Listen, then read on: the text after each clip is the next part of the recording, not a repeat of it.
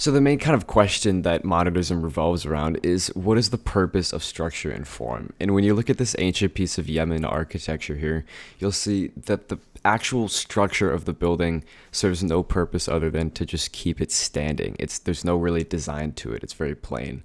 And this building here is decorated through the use of this ornament and design and these little textures.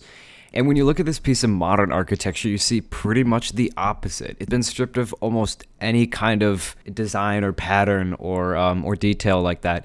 All the surfaces are smooth. There's a lot of glass, and the actual beauty of the structure comes within the form itself, its shape, you know?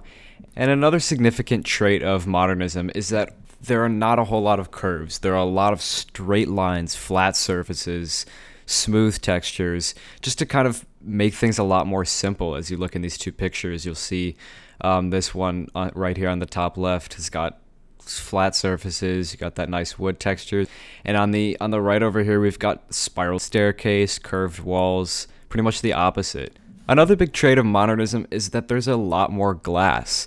Some structures even have entire walls built out of glass, as you see in these two images on the right. And this image on the left is an old mansion, and you'll see it's pretty much the opposite. There's not a whole lot of windows. The windows that there are pretty small. And you'll see that's really the opposite of the two on the right here. There's a lot of glass in these modernist structures. So another interesting part about modernism is that it wasn't really invented. There was no founder of modernism. It sort of rose up through a variety of different genres and movements of architecture, which ended up kind of forming together to create what we know today as modernism. And each of these genres had their own traits that kind of played their own role in creating modernism. So here are three examples of those genres and movements. We've got brutalism here at the top, and you'll see it's very simple. And you'll see internationalism here is probably the closest to what we know today as modernism. And then expressionism down here at the bottom is very different, but it still has some traits that definitely factored into the creation of modernism, as do the rest of these genres. So let's start with brutalism. So right away, right off the bat, you'll notice it's almost all concrete, and it's kind of got this harsh and brutal look to it. It's kind of made to look sort of like fortress-like almost. But you can see there's a lot of straight lines, flat surfaces, so that definitely contributed to the modernism we know today.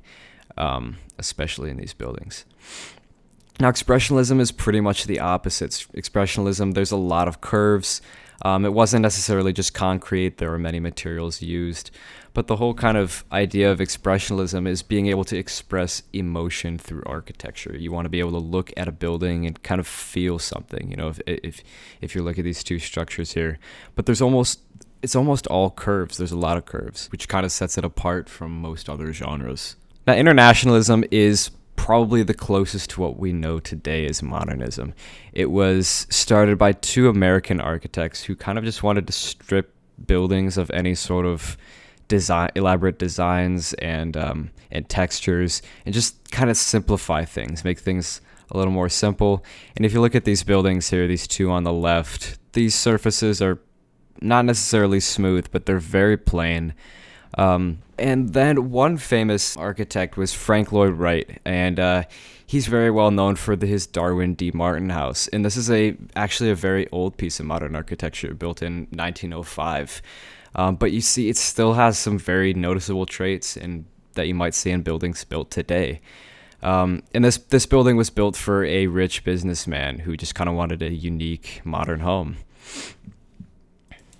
So one really significant piece of architectural history and art history in general is the BAUHAUS. And it was an elite art school for aspiring architects and artists in general. But you can see the building here is actually very, very modernist. A lot of glass. In fact, the entire sides of the building are almost entirely glass. It was built by Walter Gropius and is in Germany.